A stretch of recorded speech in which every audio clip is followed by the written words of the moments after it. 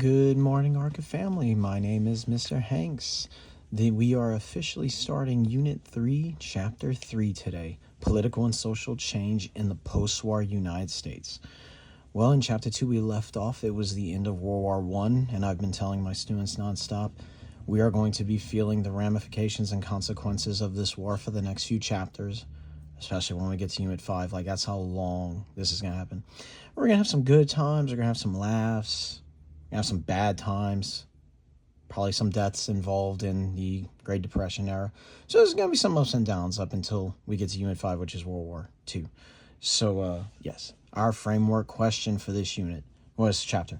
How did the aftermath of World War I shape the United States' approach to global and domestic challenges in the 1920s? So that's all the stuff we're going to have to cover, because we're going to be kind of going back to like some isolationist policies and everything, but we're gonna still kind of be involved trade-wise. We'll still have some allies, but for the most part, America's gonna be isolated up until the midway through World War II when we join, not by choice. So yes, all right. So we have our standards, everything right here.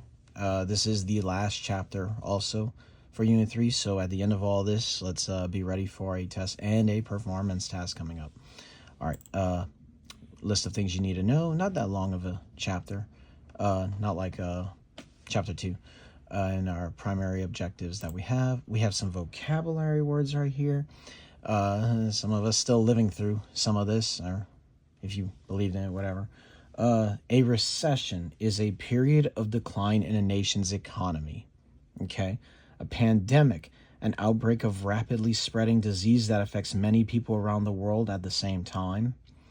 Martial law, something you never ever want to see in our country, is the temporary substitution of military enforcement of civilian rules. In other words, military lockdown. Communist, you don't want to be a communist or a socialist. It is a person who believes in establishing an economic system based on community ownership of property and industry, known as communism.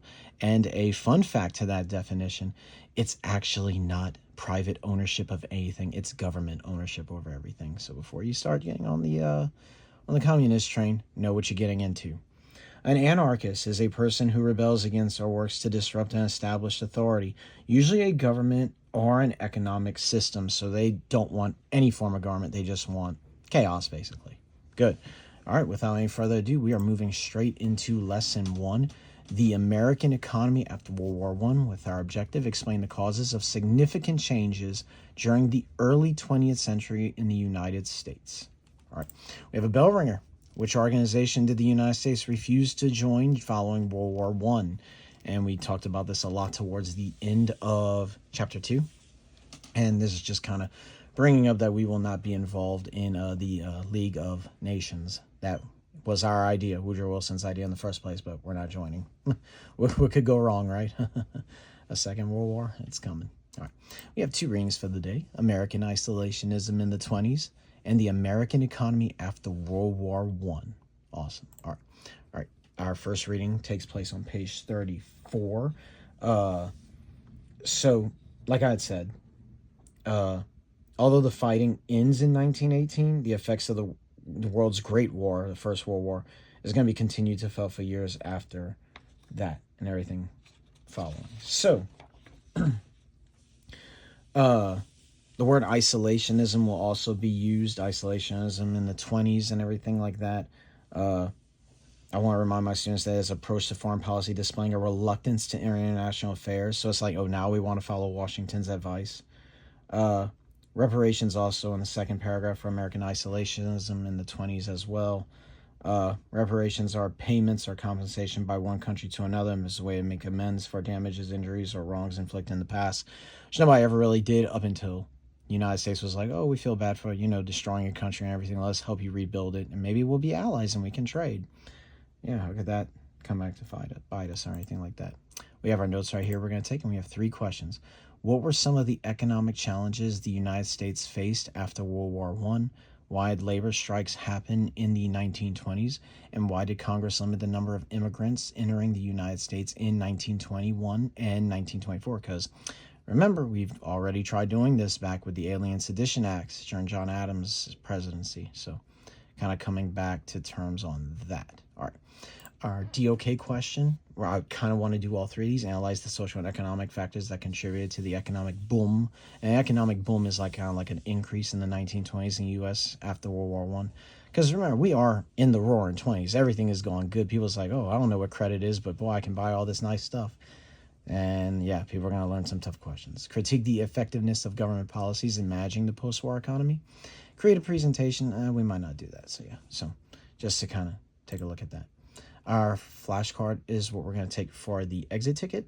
It just says, continuing a trend that began even after World War I, thousands of African Americans left southern states, relocated to cities in the North and the West in 1916, signaling the start of the Great Migration. So that's just another thing to consider. How did the aftermath of World War I shape the United States' approach to global and domestic challenges in the 1920s? All right, so just some things to kind of consider for this lesson as well. We're also in this lesson going to kind of be talking about, the influenza panic of 1918 that lasted 2 years before finally subsiding in 1920. The flu did not go away forever, of course. People still get it, spread it. And then I see my students shaking hands in the hallway, and it's like, yeah, spread that flu, I guess. I don't know. Nobody. It's not like they carry Germ-X home or anything. So the 1950s and 60s saw recurring flu pandemics. Another flu pandemic occurred most recently in 2009. I was in school for that. I remember that. Everybody freaked out and nothing really happened. So just remember, everything we're discussing now is kind of fallout, whether it's positive or negative, from World War I. And that'll pretty much do it for this lesson. Kind of a quick one, easy one. We're going to be discussing a lot of the economic policies. Economics is kind of hard for some people to grasp, especially in social studies, because we're not really math tuned. But you have to have a very good sense of math and how politics and economics relates to each other, how they affect each other. It's like two lines, and what happens here happens there. Affects there on both ends. Political policies affects economics, and economics will affect political policies. So kind of hard to understand, but, we'll get to it. We'll get to it by the end of this chapter. This chapter is just mostly the fallout, and we'll get more into some of the primary resources in the next lesson. So speaking of primary sources in our next lesson, we're going to be talking about Warren G. Harding and the return to normalcy. What is normalcy? All right. So without any further ado, we'll get to that tomorrow. So hope everything's going okay. Hope you're feeling better. Hope everything's going okay at home. So hope you can join us tomorrow for the next lesson. Remember, grow strong minds and great minds and strong hearts. I think I got it right that time. All right. Anyway, remember, love yourselves and love each other. Have a good day. I'll see you in the next video. Bye.